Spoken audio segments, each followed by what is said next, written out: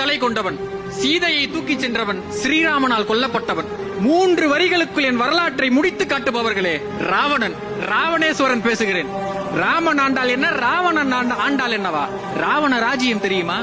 என் கோட்டை சுவற்றை தாண்டுவதற்கு வெளிச்சம் காற்று என் காலன் கூட நடுங்குவான். சொன்னது நான் கிடையாது, எதிராளி அனுமன். என்னுடைய நகரத்தை சுத்தம் செய்வது நான் வென்றெடுத்த தேவாதி தேவர்கள். ஆனால் பாவம் என்னுடைய மக்கள், அவர்களுக்கு கொண்டாட்டம் என்றால் தெரியாது. காரணம், உலகத்தில் கவலை என்று ஒன்று இருப்பது தெரிந்தால் தானே கொண்டாட்டத்தை உணர முடியும். இசையையும் பாடலையும் மட்டுமே கேட்டு கேட்டு பழகிய காது என் மக்களுடைய காது. ஒரு நாளும் அழுகையும் புலம்பலும் அவர்களுக்கு என்னவென்றே தெரியாது. யார் என்ன சொல்வது? எனக்கே தெரியும் என்னுடைய சாவிற்கு காரணம் நான் செய்த தவறு. யாராவது சொல்ல முடியுமா என்னுடைய கோபமும் தவறு?